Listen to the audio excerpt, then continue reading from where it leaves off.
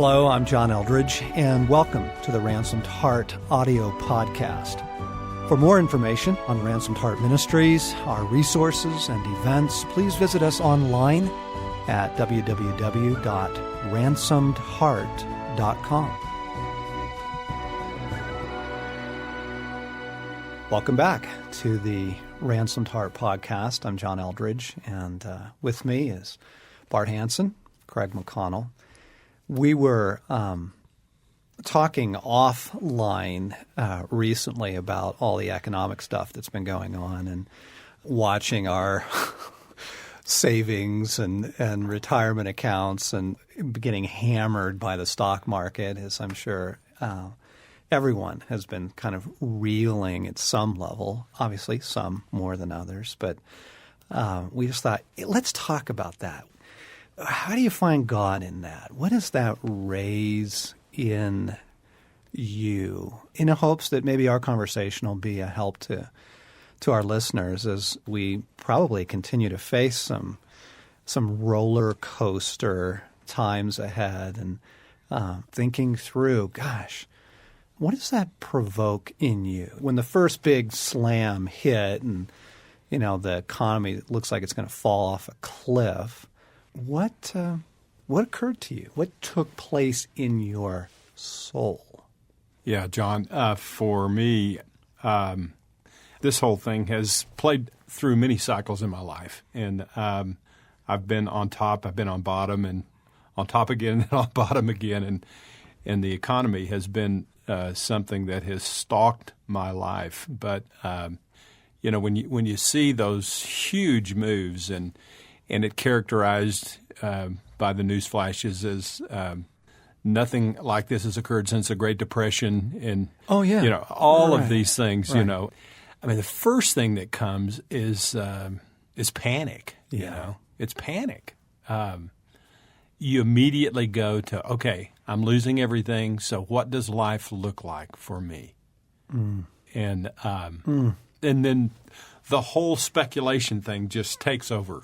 Okay. Panic. Yeah. Speculation. Right. Craig? Panic. Speculation. You know what? It's, I go back to Bart's story when you had that hard landing, Bart, and you're just pounding on the instrument panel, you know, self-contempt, I'm a failure, shame, you know, you reap what you sow, and it's Judgment Day. Exposure, thinking back to great-grandma's house and seeing cans of peaches in the bathroom cupboard and thinking I better start stowing things away. Yeah, all of that. I mean, it's going to be worldwide depression, and I'm going into it in a bad place. This is what's going on internally. Oh, yeah. Yeah, while this is going on. My first internal reaction was panic. Where are my retirement funds? I don't even think I know. I mean, I just, you know, I put them in a 401 whatever, and, you know, I just kind of hope that they do what they're supposed to be doing. And then what was so interesting is the scrambling. Okay, so phase two, there's the initial fear or self-reproach, self-contempt, the various things we go through, right? Then there's what's the next level? Where does that take you? I'm assuming before it takes you to God, right? What was the temptation? What has been the temptation? Well, the temptation is I've got to do something. I've got to do something right now. Yeah. I've got to move into this. I've got to react this way. I've got to go do this research and then move, because if I don't, I'm going to perish. Yeah. Scramble. Yeah. You had it better than me. I had no idea what to do, where to do it, how to do it, who to call to get it done. It was like someone just pushed me off a cliff. There's nothing I can do. Yeah, yeah. Okay, so scramble, paralysis. trying to walk with God, kind of the first thing I go to is a form of scrambling, but it looks spiritual in the sense of, Jesus, what do I do? Am I supposed to move my, you sell, get out, bail, pull, eject? What, is this time to, hit the button? And what was just so beautiful was I asked Christ that several times, kind of in the first really big weeks of as this was plunging and all was going on, and every time his answer was just a very simple no. And I'm like, that's it? You don't have any further counsel, guidance, instruction for me? And I just knew that it was almost like, John, we're not going to have this conversation right now because the mode you're in or the reason that you're asking is panic, scramble, kind of the typical, it's probably a pretty typical male thing, but it's certainly deep in my brokenness, sin, approach to life is get on top of it. Get on top of it, And I just felt like Christ was saying, I'm not going to let you do that. No. Okay, so panic was the first level, fear, uncertainty, worry, all that stuff, self-contempt. Second level is some level of scrambling or paralysis what again. Do I do? Yeah, Deeper fear. Yeah. Deeper. I don't even know what to do. Run. Then what? Where has this taken you in the weeks and month that this has been going on now? For me, as I prayed about it, this whole panic thing, I kind of heard that your panic is faithless. And that I think once that you kind of move past being gripped by the fear and the panic and all of that, then and begin to ask God, what is this about? He took me through a lot of my story, and where I think I've struggled with this early in my Christian life. And I think what's different today is he just gave me a peace, Psalm 94:19 says that when anxiety was great within me, your consolation brought joy to my soul. That verse really does, I think, characterize a little bit more about what my life is, even though, my first impulse is to go to the speculation, to the panic, and to scramble to see what I need to do to save myself and what I think I've accumulated and what security I think that's going to bring me. But, it kind of brought me to the fact that who is it that we serve? Do we serve God, or do we serve the idol that has dominated my life? Money and all that does bring.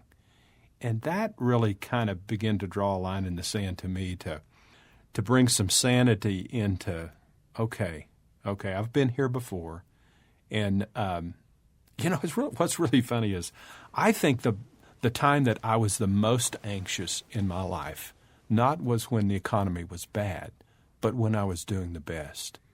And again, it's just such a testimony of faithlessness, because I can remember, I can remember praying the prayer, okay, I'm doing really, really good right now, and I know the bad times are going to come. So what will I do when the times get bad? Will I go towards what I've accumulated, or will I go towards God? Yeah. And for me, that was the most anxious part of it. And as those things played out, God cleaned my clock in so many ways, so many times in my life that it's really driven me to Him. But maybe driven's not the right word. Maybe it's just led me to Him to where, that's where the joy of my soul really is. And so I just kind of have to, just in this last round of all of this stuff, I just kind of grab myself and says, okay, now what is true? What is true? And He takes me back to my story and says, remember when this happened before and you were anxious and all of this, and it worked itself out. And And so much of it was just that speculation, panic, fear that I lived in that was, it didn't amount to anything in the end. I think what I was so disappointed to see in myself was that at some point I had shifted. Mm-hmm. And my security had shifted over to my assets, right? Savings, Right. retirement accounts, and when Stace and I first got married, we didn't have 2 nickels to rub together. And we ate off of our table. Our dining room table was a card table, a little folding card table from the 1950s that was given to us by our mother. And that was our table, and I was working as a janitor, and those were really awesome times because we didn't have the option. It wasn't like there wasn't any choice of where am I going to put my Right. trust, security. It was just obvious, Lord. You got to help us with the bills this month. You got to help us with the groceries, and so many sweet things of how are we going to take a vacation? And then somebody would give us a weekend at their cabin or something. And those were such sweet years. And then as time goes by, you get a little older, you make a little money, you put a little bit away, you do the retirement accounts and that kind of thing. And what was so, I don't know what the word is, sort of arresting or shocking or just incredibly sobering to me was, so all this economic crisis hits and what's exposed is I don't live where I used to. Mm-hmm. Something in me had shifted, even despite years of walking with God, years of seeing Him come through. Right. Years of being completely content with little, and kind of the joy of that. Even, something in me had shifted, and I just was so exposed. I was just exposed of, wow, I have shifted a lot of my confidence and my security in my future to, I made a little money. I'm doing okay now. I'm not wondering how I'm going to pay the bills anymore. And boom, suddenly that's all exposed. It's nothing to do with God. Yeah. Nothing to do with my hope is in you. Yeah. I think I had 3 or 4 days where I didn't sleep, panicked. The good news was that I really was trying to find God in it. And what was amazing for me is, same story, what an unbeliever I've become in this area. I remember, I think it was in the evening, Christ just showed up in the midst of this and asked me the simple question, Craig, what's changed? And I'm thinking, the economy, my balance sheet, the future. And I heard him ask it again, what's changed about me? I'm still the provider. I'm still the one ultimately you trust in. And he just came in a way that I just felt such an intimacy with him, in a communion with him where he just calmed the storm, invited me into his presence. And I was just so aware of this is where I want to live. And whatever, this sounds spiritual, but whatever brings me to this place I want in my life. I hate that I move away from those places, John. What place? Bart, intimacy, trust, full dependence, knowing he's trustworthy, knowing he's my Father. Right. Craig, I heard you describing about a week ago that you feel closer to God right now in this season of your life than you have in a long, long time. Yeah. I don't know how I should feel about that. There's a part of me that hates that I have to be desperate to be intimate. Yeah. But it feels true in my life that desperate times and circumstances take me to the intimacy I long for and love. And it just totally flips my view of the desperateness of my situation. Right. What's changed? Meaning, I'm here. Yeah, I've always been here, yeah. Craig. You've always been dependent on me. Yeah, Craig, you've changed. You've shifted. My arms are open, care for you more than the birds and the lilies, and I will provide. I'll care. Yeah. That has never changed. You need me. Yeah, Craig, there's such an innocence about that I long for. I mean, I look back on and see what God's taken me in my journey, and I got out of the building business when it was probably not a good time to do so with God's calling and so forth, and most of my peers went on because they were reloading. That was kind of the cycle that they reloaded and went on to just, they made incredible amounts of money, and I just was not in that. I was out of that cycle anymore. But from what God has given me, the accumulation of things, I think, bleeds that innocence that you were talking about out of us. It does something to a man. I mean, I think wisdom says that we're to be stewards of what God gives us, and we're to be providers, and there's a wisdom in that, and to have a strategy and so forth. But I think the spirit of the age in that, it just sucks our faith out and takes us away from God into ourselves of saying, "You do this, and you'll be okay." Yes. And but that innocence that you just described, that intimacy with God, of being like a kid in his daddy's lap, saying, "Protect me." Boy, that is stolen by so much of this. That's a good description, Bart. Something gets stolen, something gets eroded over time. I was just thinking about that passage, and I think it's in Philippians where he says, I've learned to be content Right. in whatever circumstances I'm in. I've learned to abound, and I've learned to do with very little, right? I can do all things through Christ who strengthens me. That's where that famous passage, it's located in an economic context, right? And what I was so struck by was, one, I've learned. I mean, Paul had to learn this. It didn't just come. It was all obvious to me. He says, no, I've learned to be content. And as I've thought about, I've learned to be content in the fat times, and I've learned to be content in the lean times. I think it's a whole lot harder to learn to walk with God in the fat times. Yeah.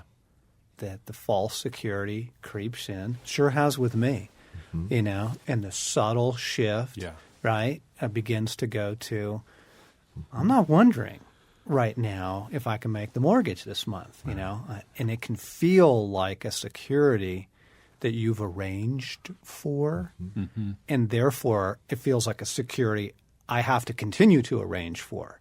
And that's where the fall comes, right? That there's the scrambling, there's the fear, and the enemy is just right on it. I'm just thinking of some of our friends. I'm thinking of folks who are doing well and supporters of our ministry, and the fear that comes in and the scrambling of, okay, I have got to do something, versus, Lord, what are you saying? And then God speaks to you, Bart, and he takes you to the Psalms, and he speaks to you, reminds you of, Bart, you've been here before, buddy. Wasn't I there for you? God speaks to you, Craig, and just that simple turn, Lord, what are you saying? As a choice away from scramble, protect. I'm cashing out. I'm buying gold. I'm storing groceries in the basement. I'm moving all of my funds into an offshore account, or just the scrambling. Versus Jesus, what are you saying? What are you saying to me right now in this? Certainly, Lord, what does this expose in me? Right. But also, in addition to that, and what are you saying, Lord? What's your word to me? Yeah. Thanks for listening to this week's podcast. We hope you loved it.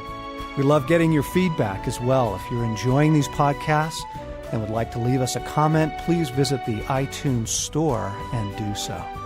And by the way, all of our audio resources are now available for purchase through the iTunes store. You can find our resources and our other podcasts by searching for either Ransomed Heart or John Eldredge on the iTunes store. And to find out more about Ransomed Heart, our podcast, our events, and all of the things that we're offering and doing, come to our website at www.ransomedheart.com.